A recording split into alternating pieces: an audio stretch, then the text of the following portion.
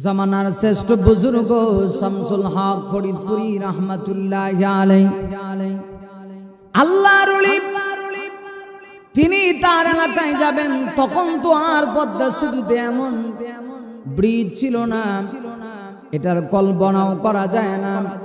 আল্লাহর ওলি নদীর পারে গেলেন, নৌকার মাঝি তাকে চিনে ফেলেছে। চিনবেই না কেন? গোটা বাংলাদেশের একজন গৌরব ছিলেন শামসুল হক ফরিদপুরি। আল্লাহর ওলিকে চিনতে পেরে নৌকার মাঝি বলল, হুজুর আমার নৌকা আপনি উঠে যান, আমি যত টাইমে আমি আপনাকে আপনার গন্তব্যস্থলে পৌঁছায় দিব, টেনশন করতে হবে না। আল্লাহর ওলিকে ডাক দেয়া, আল্লাহর ওলি গো আপনি উঠেন, গাঁটে গাঁটে নৌকা বিরাইয়া অন্যান্য প্যাসেঞ্জারদেরকে নামাইয়া সর্বশেষ আমি আপনাকে নামাবো। যেহেতু সবার শেষে আপনার ঘাট, আপনার বাড়ির সবার থেকে অনেক দূরে, তাই আপনার কোনো টেনশন নাই। আল্লাহর ওলি ওই নৌকার ভিতরে উঠলেন, উঠি তিনি সফরের হালতে সফর করার জন্য রওনা করলেন।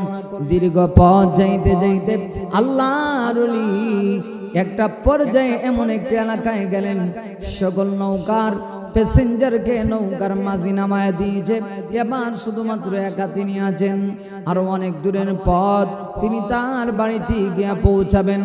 বাড়িতে যাওয়ার আগে হঠাৎ করে একটা হাওড়ের কাছে যখন নৌকা বিনল, আল্লাহর উনি ডাক দিয়ে বলেন, হে নৌকার মাঝি এখানে তুমি থামাও, আমি আর সামনে যাব না, এখানে তুমি আমাকে নামায়া দাও। নৌকার মাঝি বড় আশ্চর্য হয়ে গেছে। আশ্চর্য হওয়ারই কথা, কারণ এই জায়গায় তো ওনার নামার কথা না। বাইরে আমার নৌকার মাঝি আল্লাহর ওলি কি ডাক দিয়ে বলতেছে, হে আল্লাহর ওলি এই জায়গায় নেমে আপনি কোথায় যাবেন? এখানে হাওড়, চতুর্দিকে শুধু পানি আর পানি, মাঝে মধ্যে একটু রাস্তা আছে, মাঝে মধ্যে হাওড়ের মাঝখান দিয়ে ছোট ছোট রাস্তা আছে। এখান দিয়ে আপনি কোথায় যাবেন? এই রাস্তাগুলি তো বন পানিতে একেবারে রাস্তাগুলি পর্যন্ত ডুবে গেছে। আল্লাহর ডাক দিয়ে বলেন, না কোথায় যাব? আর যাব না, এইটা তোমার জানার কোনো দরকার নাই, তুমি আমাকে নামায় দাও, আমি এই জায়গায় নামতে চাই। বাধ্য হইয়া ওই নৌকার মাঝি আল্লাহর ওলিকে নামায় দিলেন। হাওড় এলাকায় যখন নামায় দিলেন, আল্লাহর ওলি হাওড়ের মাঝখান দিয়ে ছোট্ট একটা রাস্তা, ওই রাস্তা দিয়ে তিনি হাঁটতে শুরু করলেন।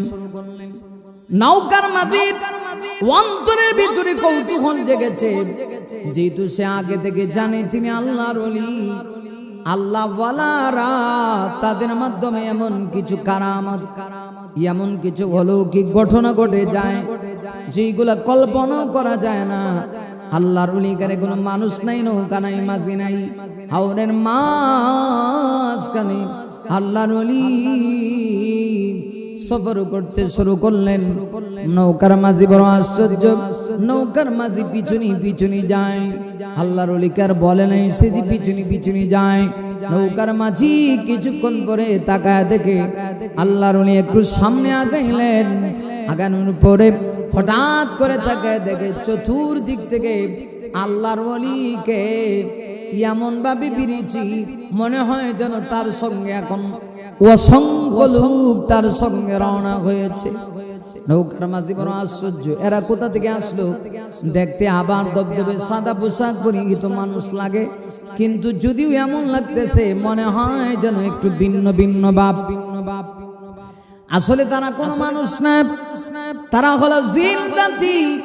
আল্লাহর ওলির কাছে তারা আবেদন করেছিল, ও আল্লাহর ওলি আপনি যখন বাড়িতে যাবেন, যাওয়ার পথে আপনি আমাদেরকে একটু ইলমে ওয়াহির শিক্ষা আপনি আমাদেরকে দিবেন, হাদিসের দর্স আপনি আমাদেরকে দিবেন।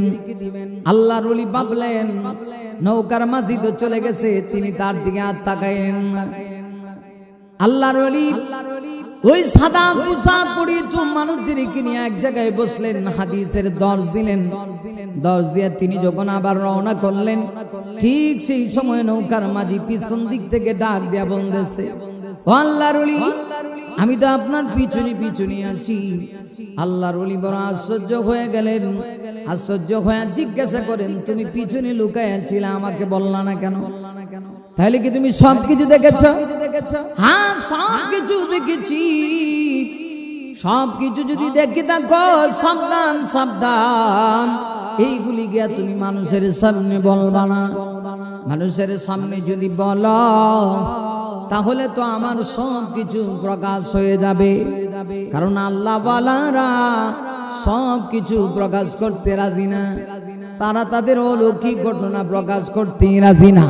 আর আমাদের সমাজে অনেক বন্ডপিন আছে, অনেক মিথ্যা বানোয়ার কারামতি সমাজের মানুষদেরকে দেখায়, মানুষদেরকে তাদের প্রতি আকৃষ্ট করতে চায়।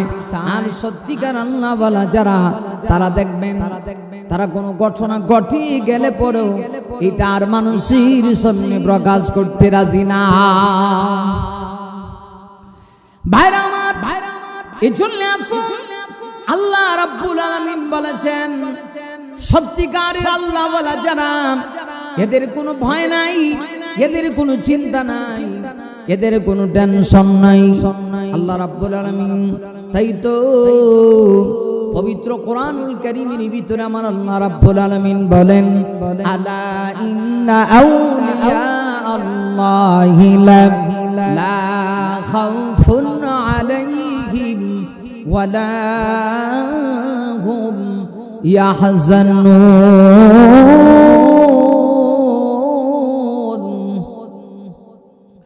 আল্লাহ রাব্বুল আলামিন ডাক দিয়ে বলেন, শুনে রাখো, নিশ্চয়ই যারা আমার বন্ধু তাদের কোনো ভয় নাই, তাদের কোনো চিন্তা নাই।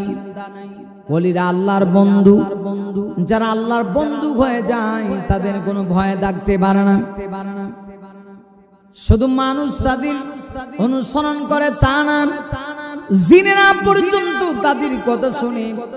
শামসুল হক ফরিদপুরি জিন জাতিদের কেউ পড়াইতে নেই, যে ঘটনা বললাম, জিনেরা তাদের দর্শে বসতো, অসংখ্য গণিত আমাদের আলেমরা আছে, হক্কানি তরিকার আলেমরা আছে, যাদের কাছে শুধু মানুষ লেখাপড়া করেছে তা না, জিন জাতিরাও তাদের কাছে লেখাপড়া করেছে। ভাইরা আমার, এই জন্য আপনি আল্লাহ বলা হয়ে যান, আল্লাহ আপনার হয়ে যাবে। মাল্লাহুল মাওলা ফালাহুল কুল, যে আল্লাহর হয়ে গেছে আল্লাহ তার হয়ে যায়, টেনশন নাই। আল্লাহ যদি আপনার আমার হয়ে যায় গো, তাহলে কিসের টেনশন? টেনশনের কিচ্ছু নাই। ভাইরা আসুন, এই জন্য আল্লাহ ওয়ালা কারা, এদের পরিচয় কি? আল্লাহ রাব্বুল আলামিন ডাক দিয়ে বলেন, আমার ওলি হলো তার জাতির ভিতরে দুইটা গুণ থাকবে, দুইটা গুণ থাকবে। এক নম্বরে আল্লাহ রাব্বুল আলামিন বলেন, আল্লাযীনা আমানু ওয়া কানু ইয়াত্তাকুন। আল্লাহ রাব্বুল আলামিন ডাক দিয়া বলেন, আমার ওলি কারা, জাতির ভিতরে দুইটা গুণ থাকবে গো, এরা হবে আমার ওলি। এক নাম্বার, জাতির ভিতরে ঈমান থাকবে। দুই নাম্বার, যারা মুত্তাকি হবে, তাকওয়া থাকবে, তাকওয়া থাকবে। আমাদের সমাজের ভিতরে এমন অনেক পীরেরা আছে, নিজেরা পর্যন্ত নামাজ পড়ে না। যেই পীরে নিজে নামাজ পড়ে না, এই পীরের মুরিদের হালত কি হবে? হালত কি হবে? ভাইরা আমার, শুনে জুনলি, এই পৃথিবীতে আল্লাহ ওয়ালা চিনার দুইটা লক্ষণ, খাঁটি ঈমান থাকতে হবে এবং পরহেজগারি থাকতে হবে। শামসুল হক ফরিদপুরি ছিলেন খাঁটি একজন ঈমানদার, তিনি ছিলেন একজন মুত্তাকি। আজ পর্যন্ত ফরিদপুর এলাকায় গেলি শামসুল হক ফরিদপুরি রাহমাতুল্লাহি আলাইহির কথা স্মরণ হয়। এমন বুজুর্গরা দুনিয়া থেকে চলে যাওয়ার পরেও আজ পর্যন্ত দুনিয়ার মানুষ তাদেরকে ভুলে না। আজও পর্যন্ত ইতিহাসের পাতায় তাদের নাম স্মরণ অক্ষরে লিপিবদ্ধ আছে। জাতির মানুষ, সমাজের মানুষ আজও পর্যন্ত তাদেরকে ভুলে না এবং ভুলতে পারে না। প্রিয় ভাইরা, আসুন, এই জন্য বলছিলাম, আমরা যদি আল্লাহ ওয়ালা হয়ে যাই, আল্লাহ আমাদেরকে ভুলবে না অবশ্যই বলবেন।